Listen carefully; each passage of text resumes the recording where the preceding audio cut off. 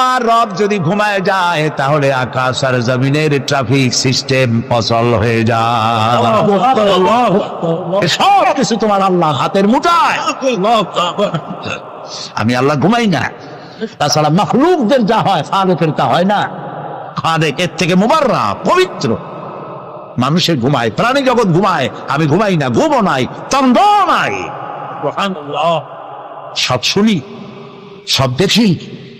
আল্লাহ যদি ঘুমায় দেখে, ওই মহাসমুদ্রের ভিতরে কেউ যদি তুফানে পড়ে যায়, তুফানে পড়ে গভীর রাতে কান্দে রব্বুল আলামিন, আমারে বাঁচাও, আমারে বাঁচাবার কেউ নাই।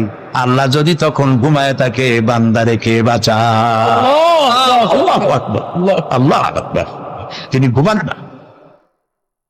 আরশে আজিমে মেরাজের রাতে নবী করিম সাল্লাল্লাহু আলাইহি সাল্লাম যখন ভয় পেয়ে গিয়েছিলেন সিদরাতুল মুনতাহায়, তখন বড় পীর সাহেব নাকি ডেকে বলেছেন, ভয় পাইয়েন না, আমি আপনার সাথে আছি। আস্তাগফিরুল্লাহ, বড় করে বলেন আস্তাগফিরুল্লাহ।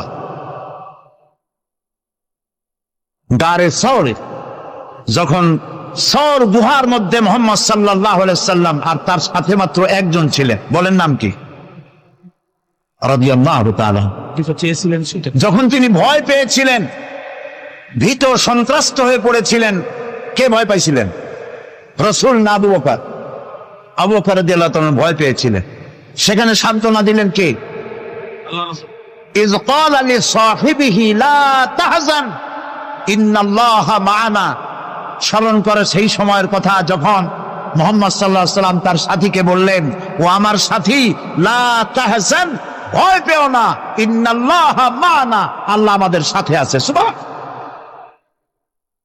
আবু বকর রাদিয়াল্লাহু তাআলা ভয় পাইলেন, সান্ত্বনা দিলেন রাসূল। আর মেরাজে গিয়ে রাসূল ভয় পাইছে, সান্ত্বনা দিয়েছেন বড় পীর আব্দুল কাদের জিলানী। তাহলে তো বোঝা যায় যে হযরতে আব্দুল কাদের জিলানী রহমাতুল্লাহ আলাইহি আবু বকর রাদিয়াল্লাহু তাআলা আনহুর চাইতেও পাওয়ারফুল।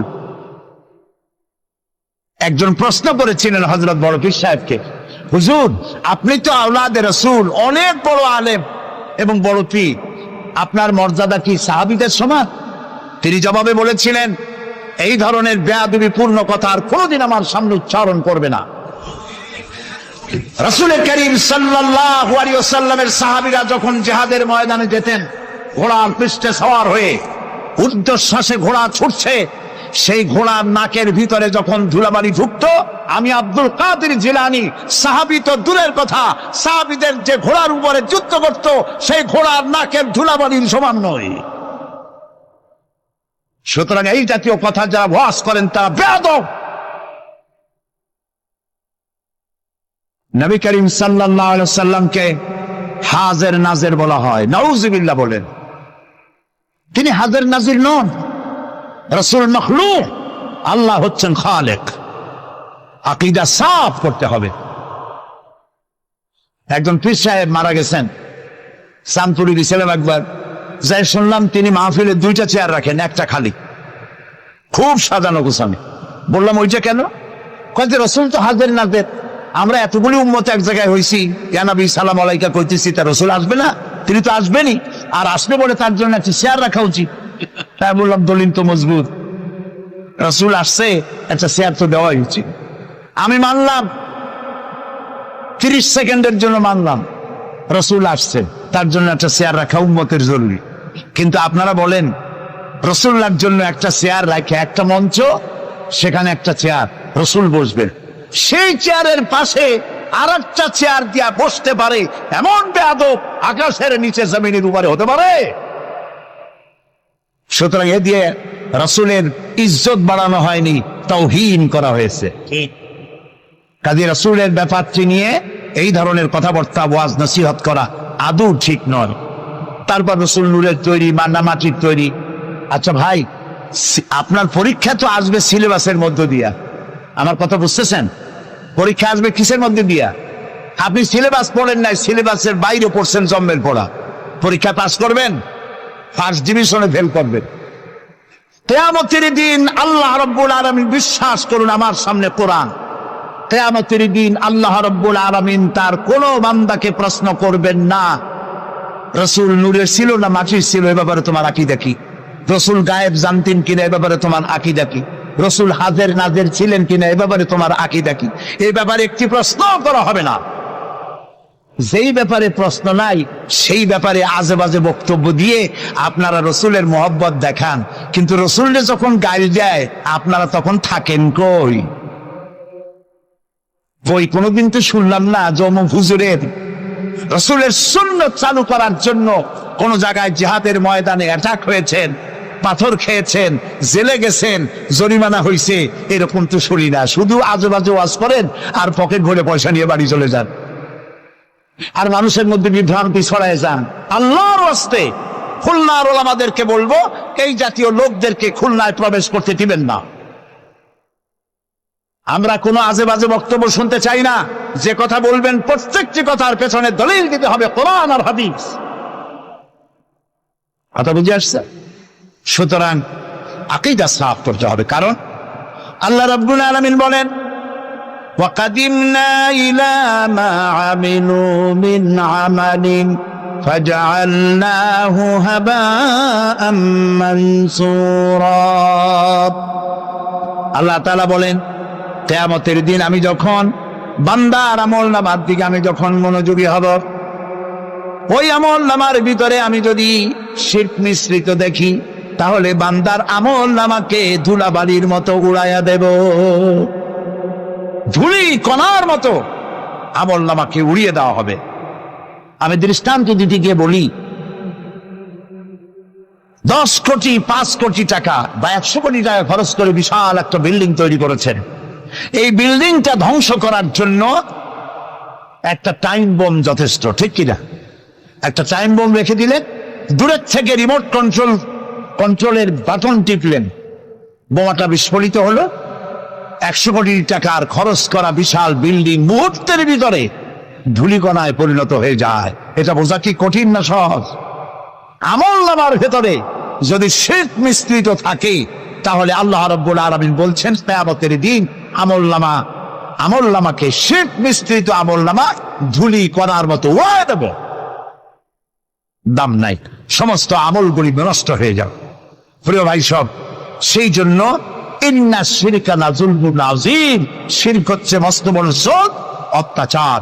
এই জুলম থেকে আল্লাহ তাআলা আমাদেরকে হেফাজত করুন, আমরা যেন শিরক মুক্ত জীবন যাপন করতে পারি। আল্লাহ যেন তৌফিক আমাদের দেন। আমরা বলি আমিন, সবাই বলেন আমিন।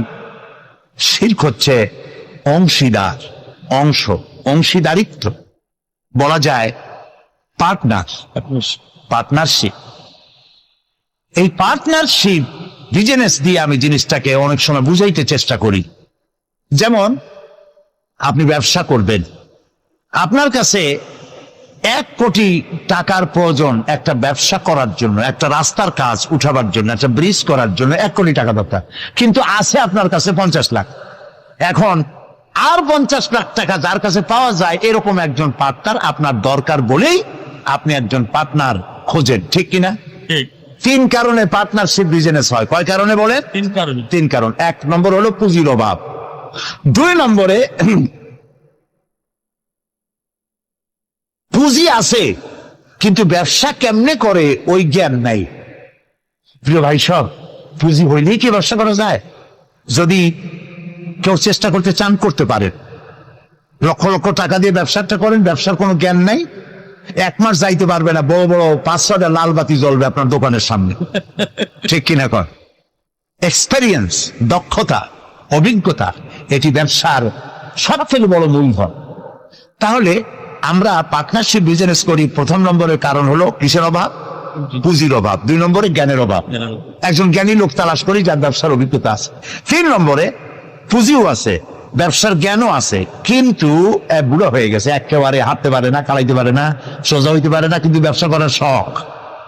সেই জন্য একজন স্বাস্থ্যবান, আমানতদার, দিয়ানতদার, যোগ্য একজন লোক তিনি তালাশ করেন। তাহলে 3 কারণে পার্টনারশিপ বিজনেস হয়। কয় কারণ? খুব লক্ষ্য করেন। যারা শিরক করে আল্লাহ বরদাস্ত করেন না কেন? কারণ হচ্ছে এই 3 কারণের কোনো অভাব আল্লাহর কাছে আছে। একটা করে দেখি। প্রথমে পুঁজির অভাব। আল্লাহর কি পুঁজির অভাব আছে?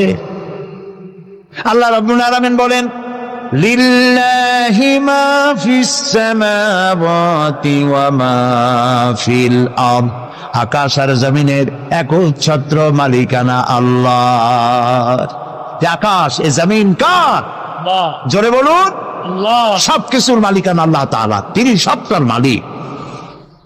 সাগরকে নগর বানান, নগরকে সাগর বানান, আমিরকে ফকির বানান, ফকিরকে আমির বানান, যা খুশি ফাআলুল লিমা ইউরিদ, যা খুশি তাই তিনি করতে পারে, সবটার মালিক। কাজী তার কাছে কোনো পুঁজির অভাব নাই, এই জন্য পার্টনারশিপ বিজনেস করার আল্লাহর কোনো দরকার নাই। গেল। 2 নম্বরে অভিজ্ঞতার অভাব, এক্সপেরিয়েন্সের অভাব। আল্লাহর অভিজ্ঞতার অভাব, আল্লাহর জ্ঞানের অভাব। আল্লাহ তাআলা বলছেন ওয়াল্লাহু ইয়ালামু ওয়া আনতুম লা তা'লামুন, আল্লাহ সব জানেন, তুমি কিচ্ছু জানো না। কে বলেছেন? আল্লাহ তাআলা বলেছেন কিচ্ছু জানো না। ওমা উতীতুম মিনাল ইলমি ইল্লা কালিলা, আল্লাহ যদি বলতেন ওমা উতীতুম মিনাল ইলমি ইল্লা কালিল, তাহলে কিছু পাইতাম। এখানে তিনি বলেছেন ইল্লা কালিলা, একেবারে কিচ্ছু না, সামান্যতম। সামান্য না, সামান্য আর সামান্যতম দুই কথা কি এক? যে সামান্য, ওই সামান্যটারে সামান্য সামান্য করতে করতে অল্প একটু দিছে, একেবারেই কম। কিন্তু সেই কমটা কত বেশি? সুবহানাল্লাহ কবেন না আগে? সেই কমটা কত বেশি? আকাশে মহাশূন্যে ওজন নামক একটা স্তর আছে। ওজন মানে মাপার ওজন না, এটার বানান হচ্ছে OZONE, ওজন। একটি লেয়ার আছে, ওজন লেয়ার। এটা কে বানাইছে? আল্লাহ বানিয়েছেন। কেন বানিয়েছেন? সূর্যের আল্ট্রা ভায়োলেট রে, অতি বেগুনি রশ্মি, এটি অত্যন্ত মারাত্মক ক্ষতিকর। এটি যেন পৃথিবীর মাটিতে না আসে। যদি পৃথিবীর মাটিতে আসে তাহলে প্রাণী জগৎ ক্যান্সার আক্রান্ত হয়ে সব মারা যাবে। এই জন্য আল্লাহ তাআলা ওজোন স্তর এভাবে রেখে দিয়েছেন, টাইট করে। বিজ্ঞানীরা তারা দেখতে পেল সেই ওজোন স্তরে ফাটল ধরেছে। ওমা উতীতুম মিনাল ইলমি ইল্লা কালিলা, সামান্য জ্ঞানেই যে ফাটল ধরছে কোন জায়গায় তা তারা দেখছে। এই ফাটল দিয়ে অতি বেগুনি রশ্মি আসতে পারে পৃথিবীতে। ফাটলো কেন? সেই ফাটার জন্য আল্লাহ দায়ী না, বা তার ফেরেশতারাও দায়ী না। ফাটাবার জন্য দায়ী কারা? কারা? ও তাও তো আপনারা বুঝেন, কি ওয়াজ করবো? ফাটাবার জন্য আমরা দায়ী। কিভাবে ফাটাইলাম? আমরা ফাটাইছি এইভাবে, আমাদের সমস্ত কলকারখানার ধোঁয়া, আমাদের গাড়ির কালো ধোঁয়া, এরপরে সমস্ত কলকারখানার ওয়েস্টেজ, বর্জ্য, এবং যত বোমা বিস্ফোরণ করে টেস্ট করার জন্য, তাতে পানি নষ্ট করেছে, মরুভূমি নষ্ট করেছে, পরিবেশ নষ্ট করেছে। গাছ কাটিয়া, সমানে গাছ কেটে পরিবেশ ধ্বংস করা হয়েছে, পাহাড় কেটে পরিবেশ ধ্বংস করা হয়েছে। এখন ব্যালেন্স নষ্ট হয়ে গেছে। অ্যান্টার্কটিকা নামক একটা মহাদেশ আছে, এই মহাদেশে কোনো মানুষ নাই, শুধু প্রাণী আছে, পেঙ্গুইন, আর আছে শ্বেত ভল্লুক। শুনতেছেন? এই যে এখানে আছে শুধু বরফ আর বরফ। এই বরফগুলি আল্লাহ তাআলা সেখানে জমা করে রেখেছেন। এখন বরফগুলি গলে যাচ্ছে, বরফ গলে যাচ্ছে ওজোন স্তরে ফাটল ধরার কারণে, এবং বরফ গলে যাওয়ার কারণ পানি স্ফীত হয়ে উঠতেছে। ফলে বিজ্ঞানীরা বলছেন কোনো না কোনো দিন বাংলাদেশটা 10 ফিট পানির নিচে তলিয়ে যেতে পারে। আল্লাহ মাফ করুন, বলেন আমিন। এখন ওই ফাটল বন্ধ করার জন্য চেষ্টা চালাচ্ছে। এইটা বন্ধ হবে কেমনে? আপনি যাই ওখানে দর্জি পাঠায় সেলাই করতে পারবেন না। ওইটা বন্ধ করার জন্য পরিবেশকে আল্লাহ যেভাবে বানাইছেন ওইভাবে রাখবার জন্য আপনাকে চেষ্টা করতে হবে। পরিবেশটা আমরা ধ্বংস করেছি ব্যাঙগুলা খাইয়া। এই যে ব্যাঙ সব সালাম দিয়ে দিল। এই ব্যাঙ কত বড় উপকারী ছিল, এখন মানুষ বুঝতে পারে ব্যাঙ কম হওয়ার কারণে ফসল ক্ষতি করে যে পতঙ্গগুলি, এই ক্ষতিকর পতঙ্গগুলি খায় ব্যাঙে। সেই ব্যাঙগুলা সব পয়সার জন্য পয়সা কামাই করার জন্য সব সালাম দিয়ে দিচ্ছেন, ব্যাঙ কমে গেছে, পতঙ্গ বাড়ছে, ফসল কমতেছে। আল্লাহ তাআলার সৃষ্টি। ওয়ামা খালাকনাস সামাওয়াতি ওয়াল আরদা ওয়ামা বাইনাহুমা লাইবিন। আল্লাহ তাআলা বলছেন আকাশে আর জমিনে খেল তামাশার বিষয়বস্তু করে কিছু তৈরি করি নাই, সব মানুষের কল্যাণের জন্য তৈরি করেছি। ওয়ামা উতীতুম মিনাল ইলমি ইল্লা কালিলা, সামান্যতম জ্ঞান দিয়েছে। দেখেন সামান্যতম জ্ঞান। আমেরিকার হিউস্টন ইউনিভার্সিটিতে আমার দাওয়াত ছিল। ওইখানে হচ্ছে নাসার গবেষণাগার। এখানে মহাশূন্যে যে সমস্ত রকেটগুলি গেছে সেই রকেটগুলি ওখান থেকে ছাড়া হয়েছে। আমি সেই রকেটে চড়েছি, যে রকেট সর্বপ্রথম নীল আর্মস্ট্রং, মাইকেল কলিন্স এরা যে রকেটে চাঁদে গিয়েছিল সেই রকেটের মধ্যে আমি চড়েছি, দেখেছি। 5 ঘন্টা, অনেক সময় লাগে দেখতে, কিন্তু আমি 5 ঘন্টা ছিল সময় হাতে, এই সময় নিয়ে দেখেছি।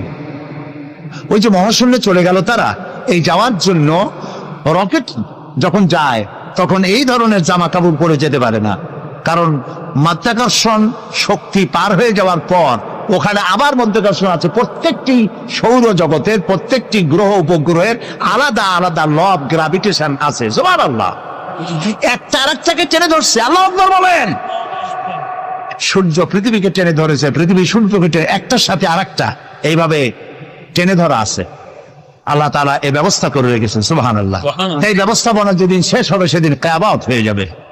আচ্ছা, এইখানে কাপড় চোপড় তাদের আলাদা, ওখানে অক্সিজেন নাই, সেই জন্য অক্সিজেন পিঠে বেঁধে, সিলিন্ডার বেঁধে নাকের সাথে লাগানো থাকে। দেখছেন না আপনারা ছবি? এরপরে তারা যে খানাগুলো খায় সেই খাবারের জন্য এই রকমের প্লেট হবে না, সেটা ম্যাগনেটিক প্লেট হবে। খাবারগুলো এর মধ্যে আটকা থাকে। যদি আটকানো ব্যবস্থা না হয় তাহলে খাবারগুলো ভেতরে গিয়ে ভাত যদি হাতে নেন ভাতগুলো উড়ে যাবে, একটা একটা ধরে ধরে খাওয়া লাগবে। পানিগুলো ছিটকে যায়, সেই জন্য ট্যাপের উপরে ঢাকনা দিয়ে হাত ঝুঁকবার ব্যবস্থা আছে, তা না হলে পানিগুলি বৃষ্টির মতো উড়ে যাবে। এই ব্যবস্থা। এইখানে বিজ্ঞানীরা কি করলো? পৃথিবী থেকে 49 কোটি কিলোমিটার দূরে, 49 কোটি কিলোমিটার দূরে হলো মঙ্গল গ্রহ, যেটাকে মার্স বলা হয়। সেইখানে সোজার্নার নামক একটি গাড়ি পাঠিয়ে দিল আমেরিকার নাসা থেকে। এটি 10 কেজি ওজনের একটি রোবটের মতোই। অন্য একটি গাড়ি আছে, 6 চাকার একটি গাড়ি। সেই গাড়িটা নিয়ে এটা চলে গেল, রকেট এটা চলে গেল। 49 কোটি মাইল অতিক্রম করতে কয়েক মাস সময় লাগলো। এরপরে সেখানে নামলো, নামার পরে পর্দাটা ফেটে গেল, গাড়িটা বেরিয়ে আসলো। ওতে ছিল হাই পাওয়ারের ক্যামেরা দিয়ে ছবি তুলবে এবং ছবিগুলি ওখান থেকে ট্রান্সমিট করবে নাসায়। চিন্তা করেন, 49 কোটি মাইল দূরে সেইখান থেকে ক্যামেরায় ফটো তুলছে আর ফটো ট্রান্সমিট করতেছে মাটিতে। সেই ফটো তুলতে তুলতে, ফটো আস্তে আস্তে বিজ্ঞানীরা দেখলেন, কম্পিউটারে তারা দেখতে পেল যে ওই গাড়িটা চলতে চলতে হঠাৎ এক জায়গায়, ছোট্ট গাড়িতেও একটা পাথরের সাথে আঘাত লেগে কাত হয়ে গেছে, চাকা দুইটা উঁচু হয়ে গেছে। এই যেমন আমাদের দেশে বেবি ট্যাক্সি রাস্তায় মাঝে মধ্যে ছোট মানুষের মতো কাইট হয়ে পড়ে, ওই রকম কাইট হয়ে পড়ছে। চিন্তা করেন, এই পৃথিবীর মাটিতে বসে এই দৃশ্য দেখে কম্পিউটার মনিটরিং করে কাইট হওয়া গাড়িটাকে সোজা করে আবার চালাইয়া ছবি পাঠাবার ব্যবস্থা করেছে। এই যদি হয় সামান্য জ্ঞান, তাহলে আমার আল্লাহর জ্ঞান কত! সুবহানাল্লাহ। আল্লাহ তাআলা কত জ্ঞানী! সুবহানাল্লাহ, সুবহানাল্লাহ। আল্লাহ তাআলা পার্টনারশিপ বিজনেসের জন্য, আল্লাহর, আমি বলছিলাম পার্টনারশিপ বিজনেসের জন্য কয়টা জিনিস দরকার? 3টা। 1 নম্বরে পুঁজির অভাব। পুঁজির অভাব আল্লাহর আছে? এত আস্তে করলে তো হবে না, এটা তো ইমানের প্রশ্ন। পুঁজির অভাব আছে আল্লাহ। 2 নম্বরে আল্লাহ তাআলার জ্ঞানের অভাব আছে, দক্ষতা, এক্সপেরিয়েন্স, অভিজ্ঞতার অভাব আছে। এবার 3 নম্বর কি বলছিলাম কোন তো দেখি? মাশাআল্লাহ, মনে আছে? আলহামদুলিল্লাহ, আলহামদুলিল্লাহ। সবাই পকেট ভরা নাম্বার নিয়ে বাড়ি যেতে পারবে না। 3 নম্বরের শক্তি। আল্লাহ তাআলা বয়সের ভারে এখন ক্লান্ত। বলেন নাউযুবিল্লাহ, বলেন নাউযুবিল্লাহ, আবারও বলেন নাউযুবিল্লাহ। খুলিকাল ইনসানু দাঈফা। আল্লাহ একবার তোরা দুর্বল। মানুষদেরকে সৃষ্টি করা হয়েছে কি করে? দুর্বল করে। আর আল্লাহর অবস্থা কি? আল্লাহ রাব্বুল আলামিন বলেন, আন্নাল কুওয়াতা লিল্লাহি জামিআ। আন্নাল কুওয়াতা লিল্লাহি জামিআ, সমস্ত ক্ষমতার উৎস কেবলমাত্র কে? আল্লাহ রাব্বুল আলামিন। আর আমার দেশে কিছু নেতা নেত্রী আছেন এমন যারা বলেন সকল ক্ষমতার উৎস জনগণ। বলেন নাউজুবিল্লাহ। নাউজুবিল্লাহ। এই কথা বলা জায়েজ নাই, এই কথা বিশ্বাস করা হারাম। এখন যদি গোটা পাশে বাবুয়া ব্যাংক, চেনেন বাবুয়া ব্যাংক, যদি মাহফিলের মধ্যে লাভ দিয়া এরকম পড়তে পড়তে আপনাদের মধ্যে আসে, খোলা ব্যাংক কয়। খোলা ব্যাংক, খোলা ব্যাংক, খোলা ব্যাংকগুলি লাভ হবে যে জোরে, আপনারা লাভ দিবেন তার থেকে কি? কতগুলি বউবাসী, কতগুলি বল্লা, কতগুলি ভিমরুল যদি ছেড়ে দেওয়া যায়, মানুষ টেকবে একটাও? ওই মাথা দিয়ে সাপ ঢুকছে, শোনা মাত্রই এই মাথা দিয়ে লোক দৌড়বে, এমন দৌড় মারবে লবণ সোনা পর্যন্ত যাইয়া কবে ভাই আমরা দৌড়াই কেন? আপনারা সকল ক্ষমতার উৎস। কেবলমাত্র পাগল আর ছাগলদের কথা এটা। সকল ক্ষমতার উৎস আল্লাহ তাআলা। আল্লাহ। কেউ যদি মনে করে যে এই কথা বললে জনগণ খুশি হবে, আমাদের ভোট দেবে, ভোট দিয়া ক্ষমতায় থাকা যায় না। ক্ষমতায় রাখার মালিক আল্লাহ। কে মালিক? আল্লাহ তাআলা মালিক। যারে খুশি উঠাবে, যারে খুশি নামাবে। ক্ষমতা কার? আল্লাহ। আল্লাহ তাআলা। সুবহানাল্লাহ করতে ইচ্ছা করে না। তো আন্নাল কুওয়াতা লিল্লাহি জামিআন, সমস্ত ক্ষমতার উৎস কেবলমাত্র আল্লাহ। এক আঙ্গুল আকাশের দিকে উঁচু করে বলেন ক্ষমতার মালিক। বলেন আল্লাহ, আল্লাহ, আল্লাহ। আলহামদুলিল্লাহ। হাত নামা। ক্ষমতার একচ্ছত্র মালিক, যা খুশি তাই তিনি করতে পারেন। সুতরাং এই তিনটি কারণের কোন কারণ তার মধ্যে নাই বলে আল্লাহ জুলম এটাকে বলেছেন, এটাকে বলেছেন শিরক, জুলমুন আযীম। অবশ্যই লা জুলমুন আযীম, অবশ্যই মারাত্মক অপরাধ জুলম। অপরাধ করা যাবে না, আল্লাহর সাথে কাউকে শরীক স্থাপন করা যাবে না। এখন শরীকটা কি? আল্লাহ তাআলা তিনি এমন সত্তা, তার সত্তা সম্পর্কে জানাতে হবে। তিনি কোথায়? আল্লাহ তুমি কই? সকলে কয়, অনেকে বলে যে তিনি সব জায়গায়। বলে না ভাই আল্লাহ কই? কয় সব জায়গায়। এ কথা কি ঠিক? না, এটা ঠিক না। আল্লাহ সব জায়গায় হইলে তাহলে তো কত খারাপ জায়গাও আছে, আছে না দুনিয়ায় খারাপ জায়গা? আমি নাম নিলাম না, তাহলে তো আল্লাহ সেসব জায়গায় থাকতে হয়। নাউজুবিল্লাহ বলেন। আল্লাহ কোথায়? তা আল্লাহরই জিজ্ঞেস করা দরকার যে আল্লাহ তুমি কই? আল্লাহ তাআলা আমরা প্রশ্ন করার আগে সওয়ালে মুকাদ্দারের জবাব দিয়েই ফেলেছেন। আল্লাহ রাব্বুল আলামিন বলেছেন আর রাহমানু আলাল আরশি ইসতাওয়া। আল্লাহ তাআলা আছেন আরশে আজিমে। কোথায় আছে বলেন? আরশে আজিম। আরশে আজিমে আছে। লা তাখুযুহু সিনাতুন ওয়ালা নাওম, ঘুমও নাই তন্দ্রাও নাই। আল্লাহ কয় 6 দিনে আকাশ আর জমিন বানাইছি, আমি ক্লান্ত হই নাই। সুবহানাল্লাহ। সুবহানাল্লাহ। তার ক্লান্তি নাই, তার তন্দ্রা নাই। মুসা আলাইহিস সালাম বলেছেন আল্লাহ তুমি নাকি ঘুমাও না। আল্লাহ কয় বিশ্বাস করো না? কয় আল্লাহ বিশ্বাস করি, তো বুঝি না, না ঘুমায় পারে কেমনে? বুঝি না। ইব্রাহিম আলাইহিস সালাম এরকম বলেছিলেন রব্বি আরিনি কাইফা তুহিয়াল মাউতা, আল্লাহ তাআলা মরারে জিন্দা বানাও কেমনে? আল্লাহ কয় আওয়ালাম তুমিন, বিশ্বাস করো না? কয় বিশ্বাস করি। বিশ্বাস না করি পারা যায়? নবী মানুষ বিশ্বাস করি, তবে কিনা কানে শোনা কথা আর চোখে দেখা একটু তো ব্যতিক্রম হয়। যদি তুমি আমারে দেখাও ওলা কিনলে ইন্না কালবি, তাহলে আমার কলজাটা ঠান্ডা হয়ে যায়। আল্লাহ কয় যখন তুমি বিশ্বাস করো তখন বুঝাইতে আর কোনো অসুবিধা নেই। আল্লাহ বুঝাইছে না? কেমনে বুঝাইছে সেটা আলাদা ওয়াজ, সেটা এখানে করবো না।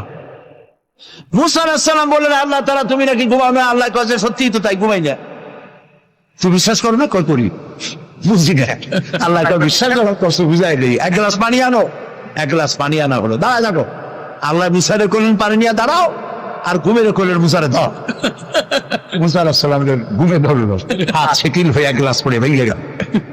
মুসা আলাইহিস সালাম ভয় পেয়ে গেলেন। আল্লাহ রাব্বুল আলামিন বলেন মুসারে ভয় পাওয়ার কারণ নাই, আমি একটি বোঝার জন্য, দৃষ্টান্তের জন্য এই কাজটি করেছি, ভয় পাওয়ার কারণ নাই। একটা গ্লাস হাতে নিয়ে এক মুহূর্তে রাখতে পারো নাই, ঘুমের আমেজে গ্লাস ভেঙ্গে চুরমার হয়ে গেছে। তোমার রব যদি ঘুমায় যায় তাহলে আকাশ আর জমিনের ট্রাফিক সিস্টেম অচল হয়ে যায়। সব কিছু তোমার আল্লাহ হাতের মুঠায়। আমি আল্লাহ ঘুমাই না, তাছাড়া মাখলুকদের যা হয় ফারুকের তা হয় না। খালেক এর থেকে মুবাররা, পবিত্র। মানুষের ঘুমায়, প্রাণী জগৎ ঘুমায়, আমি ঘুমাই না, ঘুমও নাই, তন্দ নাই। সব শুনি, সব দেখি। আল্লাহ যদি ঘুমায় দেখে, ওই মহাসমুদ্রের ভিতরে কেউ যদি তুফানে পড়ে যায়, তুফানে পড়ে গভীর রাত্রে কান্দে রব্বুল আলামিন, আমারে বাঁচাও, আমারে বাঁচাবার কেউ নাই। আল্লাহ যদি তখন ঘুমায় তাকে বান্দা রেখে বাঁচাও। আল্লাহ আকবার। তিনি ঘুমান না, তার শোনার মধ্যে কোনো সীমাবদ্ধতা নাই। আমার শোনার মধ্যে সীমাবদ্ধতা আছে। ওই মাহফিলের ওই কোণা থেকে কেউ আওয়াজ দিলে আওয়াজ এখানে আসবে না, ঠিক না? খুব জোরে চিল্লানি না দিলে এখানে আসবে না। তাহলে আমাদের শোনার মধ্যেও সীমাবদ্ধতা আছে। আল্লাহর এরকম আছে না? মহাসমুদ্রের অতল তলদেশে শৈবালের গায়ে লাগানো ছোট্ট একটি পোকা, যা মাইক্রোস্কোপ যন্ত্র ছাড়া দেখা যায় না, এমন ছোট্ট একটি পোকা যদি ক্ষুধার জ্বালায় চিৎকার মারে, নদীর ভিতরে কেউ শোনে না, জমিনে কেউ শোনে না, অন্তরিক্ষে কেউ শোনে না। আল্লাহ রাব্বুল আলামিন বলেন, ওই পোকার আওয়াজও আমি শুনতে পাই। সামিউন বাসীর, দেখতে পাই আর শুনতে পাই। সুবহানাল্লাহ। ওই আল্লাহর সাথে আপনি শিরক করবেন কেন? অর্থাৎ যা কিছু আল্লাহর কাছে পাওয়া যায় গায়ব থেকে, আবার কথাটা খুব বিষয়টা কঠিন, সেই জন্য একটুখানি মন দিয়ে শুনতে হবে। যা কিছু, যেসব সাহায্য অদৃশ্য থেকে পাওয়া যায়, ওইগুলি আপনি অন্য কারো কাছে চাইতে পারবেন না। কিন্তু যা কিছু মানুষের কাছে পাওয়া যায় তা চাইতে পারবেন। আপনার ঘরে পেঁয়াজ নাই, মেহমান আসছে, ঘরে চিনি নাই, চা খাওয়া লাগবে। সেই জন্য আপনার বউ অথবা আপনার ছেলে মেয়ে যদি পাশের বাড়িতে পাঠান যে পাশের বাড়ি থেকে 1 কাপ চিনি নিয়ে আসো, আবার কিনে আমি তোমার ফেরত দেবো, এরকম করি না আমরা? আমার পরে মাঝে মধ্যে যাই বাড়ি বানাবো, আমার টাকায় কুলাচ্ছে না, 2 লাখ টাকা 5 লাখ টাকা ধার করা লাগবে, আপনি চাইতে পারবেন? যাই যাচ্ছে, নিশ্চয়ই যাই যাচ্ছে। আদারবার যাই যাচ্ছে, জায়েজ নাই কোনটা? ওইটা জায়েজ নাই যেটা মানুষ দিতে পারেন। দিতে পারে কে? আল্লাহ তাআলা। সেইটা মানুষের কাছে চাইতে পারবে না। সে যেমন বিবাহ হয়েছে 8-10 বছর, বাচ্চা হয় না, এই বাচ্চা আপনি কোন পীর সাহেবের কাছে চাইতে পারবেন না। এটা কোনো মাজারে গিয়ে চাইতে পারবেন না। এটা কোনো জিন্দা পীর অথবা কোনো মৃত্যু পীরের কাছে চাইতে পারবেন না। এবং এই উদ্দেশ্যে আপনি কোনো মানতও করতে পারবেন না কোনো পীরের নামে, কোনো মাজারের নামে। কথা কি বুঝে আসতেছে ভাই? কথা বুঝে আসতেছে? আল্লাহ রাব্বুল আলামিন বলেন, আমি কাউকে কন্যা দেই, কাউকে ছেলে দেই, কাউকে কন্যা দেই, কাউকে পুত্র দেই, কাউকে কন্যাও দেই, পুত্রও দেই, কাউকে কিছুই দেই না। সুবহানাল্লাহ। আল্লামা ইবনে কাসির এই আয়াতের ব্যাখ্যায় লিখেছেন, এই যে আল্লাহ তাআলা বললেন কাউকে কন্যা সন্তান দেই, কাউকে পুত্র সন্তান দেই, লক্ষ্য করুন এই আয়াতের ব্যাখ্যায় আল্লামা ইবনে কাসির রাহমাতুল্লাহ আলাইহি লিখেছেন, যেই দম্পতির প্রথম হয় কন্যা সন্তান তারা বরকতপূর্ণ, আল্লাহর রহমত তাদের উপরে। কারণ আল্লাহ পুত্র দিয়ে শুরু করেন না, আল্লাহ শুরুই করেছেন কন্যা দিয়ে। সুবহানাল্লাহ। আল্লাহ তো কথা বলেন নাই যে আমি কাউকে পুত্র দেই, কাউকে কন্যা দেই। আল্লাহ শুরু করছেন কি দিয়া? কন্যা দিয়ে। এই জন্য যার কন্যা হয় আগে সে ভাগ্যবতী। কিন্তু আমাদের কপাল খারাপ পুরুষগুলা, আশা করে ছেলে হবে, ছেলে হবে, যেই হলো মেয়ে মুখ কালো হয়ে যায়, শ্বশুর বাড়ি যায়। নাউজুবিল্লাহ বলেন। প্রিয় ভাই, সন্তান চাইতে হবে কার কাছে? আল্লাহর কাছে। মানুষের কি খারাপ আকীদা! বলে কি আল্লাহর ধন খাজারে দিয়া আল্লাহ গেছে খালি হইয়া, কেউ ফেরে না খালি হাতে। আমি জানি, কিন্তু আমি টেস্ট করলাম। এই গান গাওয়া জায়েজ নাই, বিশ্বাস করাও কত বড় মারাত্মক কথা। আপনার কি চিন্তা করছেন? আল্লাহর ধন খাজারে দিয়ে আল্লাহ গেছে খালি হইয়া, তাহলে আল্লাহর অবস্থা এখন তো খুবই করুণ। কিছু দরকার হলে খাজার কাছে দরখাস্ত করা ছাড়া জোরে কর নাউজুবিল্লাহ। নাউজুবিল্লাহ, আস্তাগফিরুল্লাহ। কি মারাত্মক! আপনি যাচ্ছেন পীরের কাছে, খাজার কাছে বাচ্চা চাইতে, পীরেরা খাজারা বড় না নবীরা বড়? তাও তো আসতে কইলেন। নবীরা বড়। আসতে বলছেন এই কারণে বইপত্রে প্রায় লাগে 3 পয়গাম্বর, মনে হয় পীর আগে পয়গাম্বর পরে। এটা কি ভুল কথা? পৃথিবীর সব পীর, সব আলেম যদি এক জায়গায় হয়, একজন নবীর জুতার সমান হবে না। প্রিয় ভাই সব, সেই নবীর সন্তান নাই, নবী কানছে কার কাছে? আল্লাহ।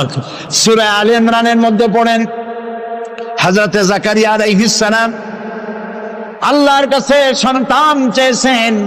বার্ধক্যের একবারে চরম প্রান্তে গিয়ে আল্লাহ তাআলা দোয়া কবুল করলেন। হযরত জিবরাইল নাজিল হয়ে গেলেন আর বললেন, আল্লাহ আপনাকে সুসংবাদ দান করেছেন, আল্লাহ আপনাকে একটি সন্তান দিবেন, পুত্র সন্তান। হওয়ার সাথে সাথে নাম রাখবেন ইয়াহইয়া। ইয়া। সন্তান হবে, পুত্র সন্তান, নাম রেখে দিয়েছেন কে? আল্লাহ। হযরতে জাকারিয়া আলাইহিস সালাম চিন্তা করলেন, বলেই ফেললেন যে জিবরাইল, আল্লাহ তো বললেন আমার ছেলে হবে, কিন্তু হবে কেমনে তা তো বুঝি না, আমি তো বুড়া মানুষ, তাই তো পারি না। বউ বুড়ি, আতির, বন্ধা, বাজা, তার বাচ্চা হবে কেমন? সে বুড়ি, আমি বুড়া, কেমনে হবে? হযরত জিবরাইল তো কথা কবে না, কে না বললে? আল্লাহ তাআলা জবাব বললেন, একটা আয়াত বলে নেন, এক একটি শব্দ বলেছেন আল্লাহ তাআলা, কাদালিক, আমি যেভাবে চাই সেইভাবেই হবে। সুবহানাল্লাহ। আল্লাহ চাইনি কি না হোক। এই বুড়া বয়সে আল্লাহ ছেড়ে দিলেন কে? জাকারিয়া আলাইহিস সালামকে। কে দিয়েছেন? চিল্লায় বলে আল্লাহ। আল্লাহ তাআলা তাকে সন্তান দিয়ে দিয়েছে। আল্লাহ কিছু, আল্লাহ একটা মানুষ বানাবেন, খালি কতটুকু মাটি হইল হইল, মা বাপও লাগবে না, মাও লাগবে না, পারছেন না বানাইতে? কারে বানাইছেন? এরপরে বাপেরও দরকার নাই, খালি একটা মেয়ে লোক হলেই হলো, পারছেন না বানাইতে? কারে বানাইছেন? ঈসা আলাইহিস সালাম। ইন্নাল্লাহা আলা কুল্লি শাইইন কাদির। সমস্ত জিনিসের উপরে ক্ষমতা রাখেন কে? আল্লাহ। আল্লাহ, আল্লাহ। আমার মা বোনেরা যারা এসেছেন, আমার ভাইয়েরা যারা এসেছেন, ওয়াদা করুন মানুষের কাছে, কোন পীর সাহেবের কাছে, কোন হুজুরের কাছে এই মনের বাসনা রাখবেন না যে উনি আপনার আশা পূরণ করতে পারবেন। এই বাসনা রাখবেন না। পারবেন? এই মনটা, মন এরকম তৈরি করতে পারবেন? আল্লাহ যেন তৌফিক দেন, বলেন আমিন।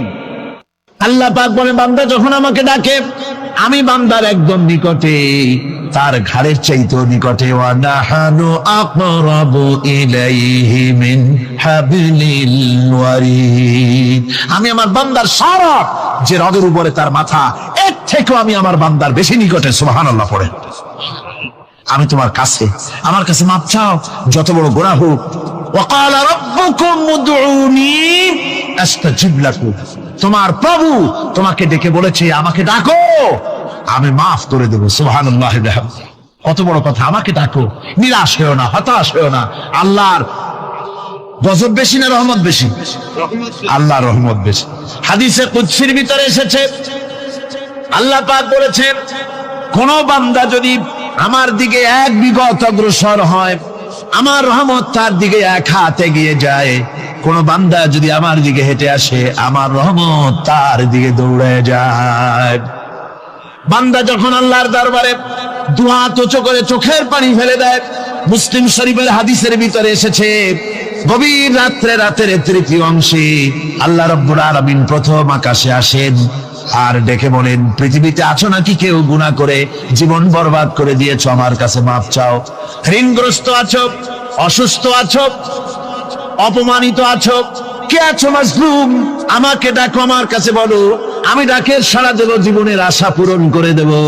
ওই সময় যেই সমস্ত লোকেরা কাঁদে তাহাজ্জুদের নামাজ পড়ে, আল্লাহ জিজ্ঞেস করেন ফেরেশতারা, অমুক অমুক দেশ অমুক অমুক বান্দারা কাঁদে কেন? ফেরেশতারা বলে, রব্বুল আলামিন তুমি তো ভালো করে জানো। আল্লাহ বলেন, জানি, তবুও তোমাদের মুখে শুনতে চাই। তারা বলে, রব্বুল আলামিন তোমার এই বান্দা গুনাহ করেছি, গুনার জন্য মাফ চায়, জাহান্নাম থেকে বাঁচতে চায়। আল্লাহ পাক বলেন, ফেরেশতারা আমার এই বান্দারা আমারে দেখেছে নাকি? বলে দেখে নাই। বলে আমার দোজখ দেখেছে নাকি? বলে না, তাও দেখে নাই।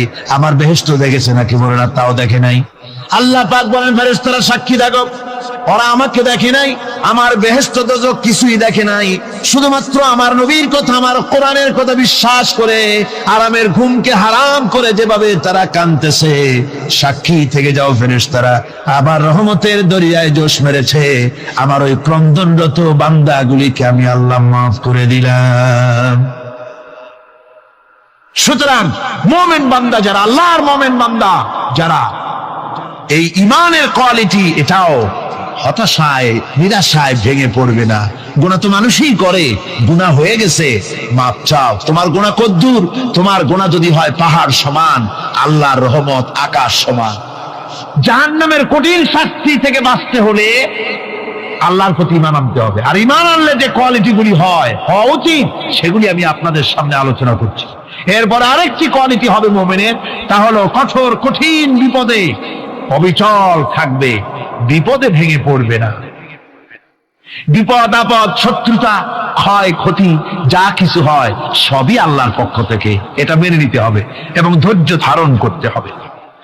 বিপদ মুসিবত শুধু উম্মতের জন্য নয়, দুনিয়ার সমস্ত নবীদের বিপদ এসেছে, হয় নাই? নবীদের বিপদ আসে নাই? কোরআনে কারীম থেকে শুনুন, আল্লাহ রাব্বুল আলামিন বলেন, ওয়াকাযালিকা জাআলনা লিকুল্লি নাবিয়্যিন আদুওয়াম মিনাল মুজরিমিন। আল্লাহ পাক বলেন, এমনি করে আমি সকল নবীদের শত্রু বানিয়ে দিয়েছি সব পাপিষ্ঠ আর অপরাধ প্রবণ লোকদেরকে। প্রত্যেক যুগে নবীদের শত্রু ছিল, প্রত্যেক যুগে নবীদের কি ছিল? শত্রু ছিল। সে শত্রু কারা ছিল? আল্লাহ পাক বলছেন নবীদের শত্রু ছিল পাপিষ্ঠ আর অপরাধ প্রবণ লোক, এরাই ছিল নবীদের দুশমন। রাসূলগণের অবস্থা যদি এই হয়, তাহলে তার উম্মত, ওই দিনের ধারক বাহক যারা, তাদের বুঝি বিপদ আপদ হবে না? নাকি হবে কিনা? তো ইসলামের বিরোধিতা যারা করে, কোরআনের পরিভাষায় বলা হয়েছে ইসলামের দুশমন, নবীদের দুশমন।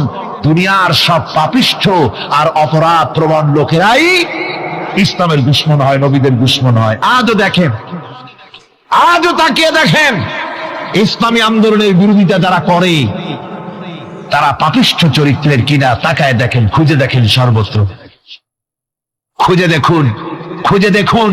যারা ইসলামী আন্দোলনের বিরোধিতা করে, যারা ইসলামকে মিটিয়ে দেওয়ার চেষ্টা করতেছে, যারা ইসলামকে মৌলবাদ বলে, ইসলামকে সাম্প্রদায়িক বলে, কোরআনে কারীমের কথা কত স্পষ্ট যে নবীদের দুশমন হয়, ইসলামের দুশমন হয় মুজরিম লোকেরা, অপরাধ প্রবণ আর পাপিষ্ঠ লোকেরা। আজও আমরা দেখতে পাই এই শ্রেণীর লোকেরা পাপিষ্ঠ এবং সবচাইতে সমাজের নিকৃষ্ট ধরনের চরিত্রহীন লোক। নামাজ নাই। আপনি খুঁজে দেখেন, ইসলামী আন্দোলনের বিরোধিতা যারা করছে, যারা নেতৃত্ব দিচ্ছে, নামাজ নাই, রোজা নাই, চরিত্র নাই, হজ নাই, যাকাত নাই, মদ, জুয়া, জেনা, ব্যভিচার ইত্যাদিতে লিপ্ত। চেহারা দেখলে ছেলেপেলেরা 2 গ্লাস পানি খায় ভরসটে। কথা ঠিক কিনা কয়? এই হলো অবস্থা। মারে কেন? মুমিনদেরকে, পয়গম্বরদেরকে, সাহাবীদেরকে এবং ঈমানদারদেরকে মারে কেন? তার কারণ হচ্ছে আল্লাহ রাব্বুল আলামিন বলেছেন, ওয়া মা নাকামু মিনহুম ইল্লা আইয়ুমিনু বিল্লাহিল আজিজিল হামিদ। কাফিররা ঈমানদার লোকদেরকে অন্য কোন অপরাধী নির্যাতন চালায় না, নির্যাতন চালায় শুধু এই কারণে যেহেতু মুমিন লোকেরা পরাক্রমশালী, আল্লাহ রাব্বুল আলামিনের দ্বীনকে কায়েম করতে চায়, তার উপরে ঈমান এনেছে, এই কারণেই তারা মারে। ঠিক কিনা কর? যুগে যুগে নবীদের উপরে, সাহাবীদের উপরে যে অত্যাচার হয়েছে, সেই অত্যাচার এই কারণেই হয়েছে, অন্য কোনো কারণে নয়। এই কঠিন বিপদে অবিচলতা এবং ধৈর্যের দৃষ্টান্ত নবীগণ পেশ করেছেন পৃথিবীর বুকে। আমরা দেখেছি ইব্রাহিম আলাইহিস সালামকে আগুনে ফালানো হয়েছে, আছে না কোরআন শরীফে? আমি কিন্তু গল্প করতেছি না, সব কোরআনের কথা। কিসের কথা? ইব্রাহিম আলাইহিস সালামকে আগুনে ফালানো হচ্ছে। অপরাধ কি? অপরাধ হচ্ছে হযরত ইব্রাহিম আলাইহিস সালাম দাওয়াত দিয়েছেন, লা ইলাহা ইল্লাল্লাহ। জোরে পড়েন, লা ইলাহা